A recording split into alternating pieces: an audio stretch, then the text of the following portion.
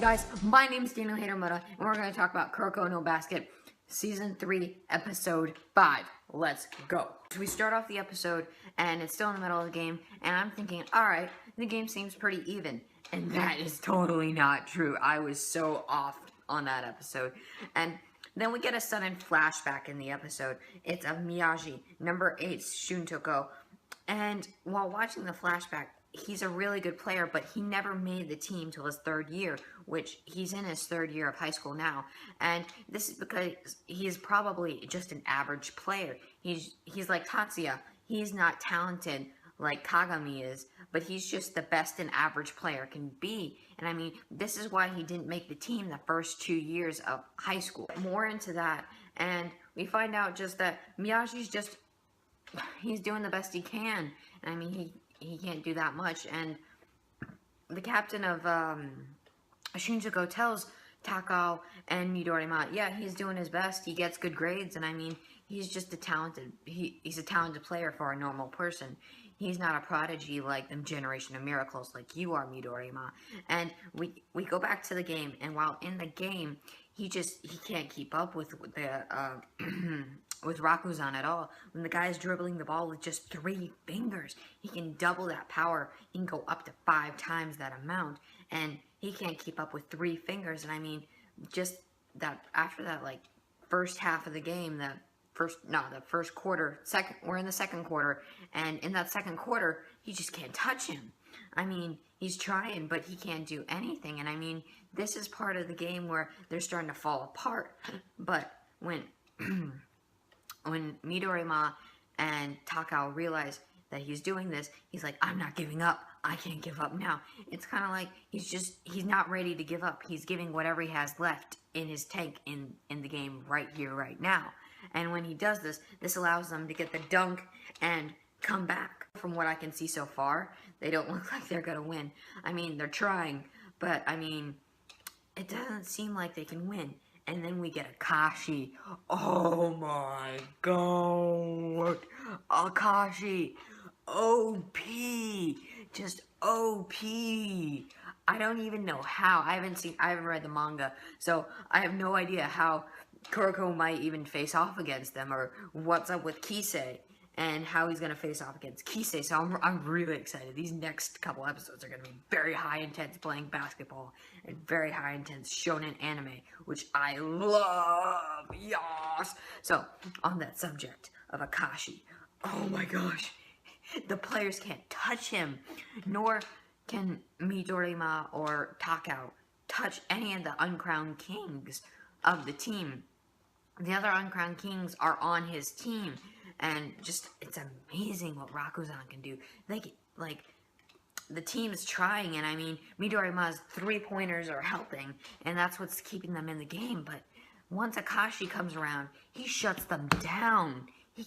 Akashi just shuts him down, and his eyes flare, and that power he has, he's able to see what other people can truly do. That's very important in this game.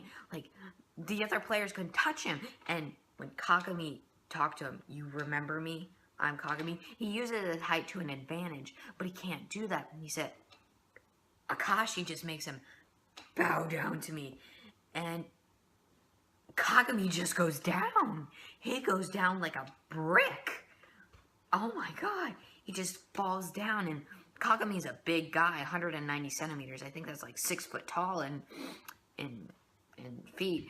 And oh my gosh, Akashi seems pretty short. I didn't expect him to be that short, but when compared to Kagami, wow, he just took down Kagami. And I still want to know more about his nullifying effect and how he can make people bow down to him. So we start the second quarter of the game, and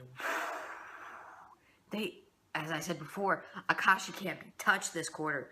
They're trying everything, and every time they go up against Akashi, Midorima, he just falls down. And when he takes that first 3-pointer, Akashi can just see it.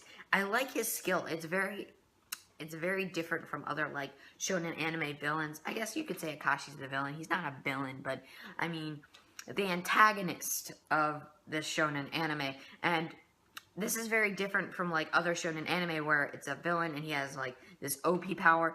Akashi has something that is like a different from that. He can see. He may not be the fastest player, but his eyes allow him to keep up. This is like the Sharingan. The Sharingan allows you to keep up and see through like Genjutsu and stuff. And Akashi's eyes, like the Sharingan, allow him to see through all these techniques. And when Midorima's about to jump, he can't even get that pass, as I said before. And when he goes for that fake pass, he can't even touch that. Akashi passes it, and he just smacks it the other way. And not only that, Akashi is impressive on offense and defense. I mean, especially his offense, he goes behind the back, he throws it one way, he hits it with his elbow, and the other guy passes it. That's impressive. See, this is something that Sharin's going to have a huge problem with in the upcoming game.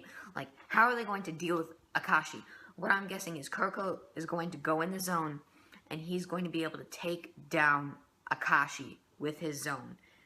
Akashi reminds Kuroko, I gave you this power. I know what your skills are. You can't beat me, Kuroko. I gave you your skill. I told you what you could do.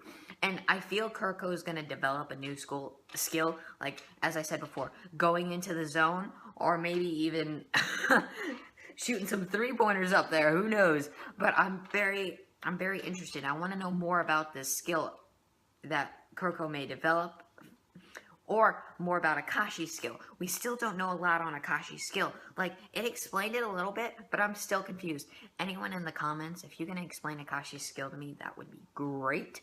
And I'm just still confused on Akashi's skill. He just breaks their ankles. The dribbling, I guess, and the dribbling effect messes with their ankles, which causes them to slip and fall back. And in turn, this causes, like, like a terrorizing effect. He's making them bow down to him, and it's like intimidating. He intimidates people. Like, no matter your size, I am Akashi. I win. I always win. I am Akashi. Bow down to me. He uses this power he has to find people's weaknesses, and with his ankle break technique, where you can't see it, but with his eyes, he can see the future and nullify your ankles, so you fall down. He just breaks you. Alright guys, that's it for this one. Peace out.